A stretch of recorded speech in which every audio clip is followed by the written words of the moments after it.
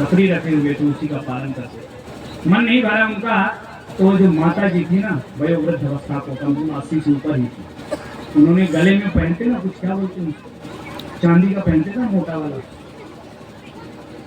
चूड़ा, हंसली, हंसली, हाँ ठीक है, वो हंसली उतारा। बोले महाराज यही हम आपको दे रहे हैं, हमारा मन नहीं भर रहा दक्षिण से, हमको लग रहा है कि हमने कम दिया है। उन्होंने हंसली उतार के दे दिया। बोले मैया मैं नहीं ले जाऊंगा इसको, आपकी अमानत है, आपके संतान ग्रहण करेगी। बोले उनसे कोई मतलब नहीं है, वो जो कर रहे हैं सेवा कर ही रहे हैं, पर मेरा मन है मैं इसको दूं। उन्होंने उतार के मुझे जबरदस्ती दे दी। मैं खूब मना किया पर वो मानी नहीं, और वो मेरे पास बोलो राधे राधे। ये होता है प्रेम। जब दान की बात ही, भगवान भले कुछ ना दे, पर जब आती है, जिसकी भावना जागृत होती है, तो जिसको देना है उसके पास अनायास ही कहीं न कहीं से आ ही जाएगा देना। तो कृपणता जीवन में नहीं करना ना। अब दक्षिणा की बारी आ गई तो दक्षिणा मांग लिया। कथा सुने हैं ना आप लोग, तो दक्षिणा तो थोड़ी भूलेंगे। उससे पहले एक बात बता देते हैं आपको। एक हमारे पास किसी भक्त की भावना इसमें लिख करके आई है, उसको सुना देते हैं आपको। सुना दें क्या? किसका है? कोई है? सुना दें। बोलो राधे राधे। मेरे पति श्रीमान राम ललित कुशवाहा, मैं अड़गड़ी के निवासी हूँ। मेरे 2 पुत्र और 1 पुत्री है, श्रीमती केशापति कुशवाहा। इन पर भगवान की बड़ी महती कृपा हुई है, और ये हमारे ही भक्त हैं। वैसे तो 2008 में इनका ऑपरेशन हुआ था मेडिकल हॉस्पिटल में, और वहां पर कैंसर की शिकायत बताई गई थी। ऑपरेशन हुआ, भगवान की कृपा से सफल रहा ऑपरेशन। धीरे धीरे इन्होंने किसी को इनको किसी ने बताया, तो ये गौ सेवा और एकादशी का व्रत करेंगे। भगवान की कृपा से महाराज अब दोबारा जब चेक कराया, उम्मीद नहीं थी कि बचेंगी, पर धीरे धीरे ऐसी कृपा हुई एकादशी का व्रत करके कि अभी जब दोबारा चेक कराया तो एकदम स्वस्थ है। उन्होंने कहा ये चमत्कार हुआ है, निश्चित ठाकुर जी की कृपा हुई आप पर, और आप आनंद से जीवन जिए, आपको कोई दिक्कत नहीं है।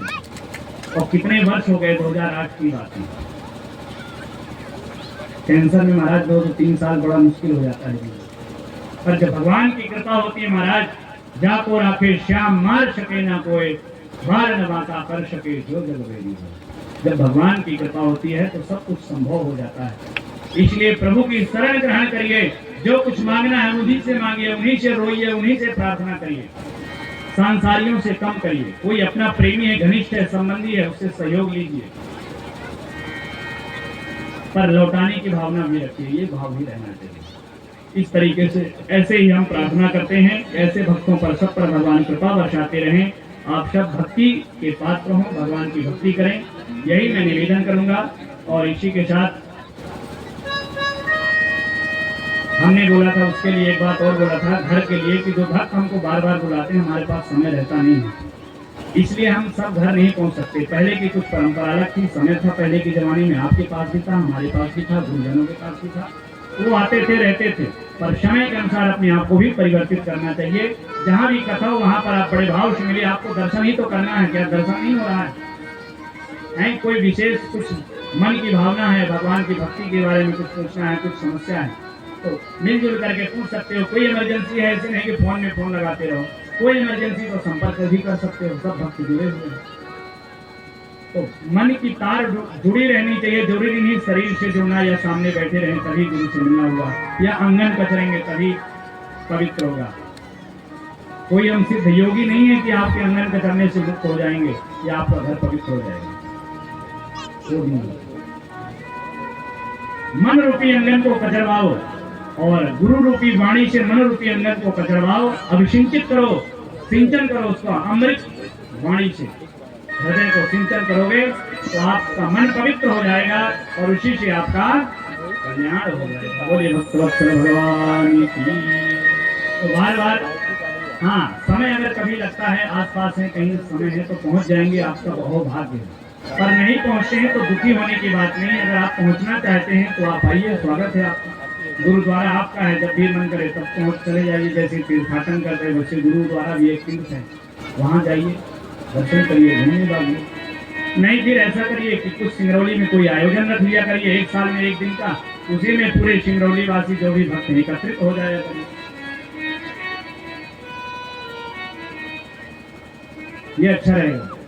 संपर्क में रहिए सभी, और सबको एकत्रित करके सबको एक रास्ते पे लेके चलेंगे, सबको भगवान की भक्ति प्राप्त होगी। बोलिए राधे राधे।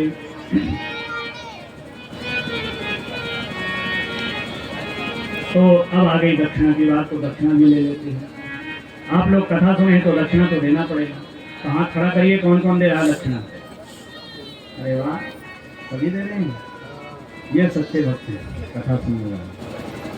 ऐसी ही भावना होनी चाहिए। अब हमको ज्यादा कुछ समझाने की जरूरत नहीं, क्योंकि अब आप समझदार हो गए, ठीक है ना। तो सबसे पहले दक्षिणा में क्या देना ये ध्यान रखना। जो देना हो तो देना, नहीं देना हो तो मत देना। जरूरी नहीं कि जबरदस्ती दो ही दो, आप चढ़ाओ ही पोथी में हमारे। पर एक चीज जरूर चढ़ाना, आपके जीवन के जो व्यसन हैं, जो दुर्गुण हैं, वो आपके जीवन को जो सबसे बड़ा दुर्गुण हो, सबसे बड़ा व्यसन हो, उसको मन में लेके आओ और यहाँ पोथी में चढ़ाओ कि आज से हम इस दुर्गुण का त्याग करेंगे। कथा सुनने का मुझे यह लाभ प्राप्त हो। आज से हम इस बुरी आदत का त्याग कर देंगे। यही बुरी आदत ही भागवत भगवान ने चढ़ाई। ये सब नष्ट कर देंगे, भस्म कर देंगे आपकी बुरी आदतों को। बस मन में ठानो, तो संकल्प लो कि आज से मैं इस आदत का त्याग करके, भागवत भगवान ने चढ़ाया। और उसी के साथ भगवान को प्रणाम करो, आशीर्वाद लो। जो भेंट करना है आपको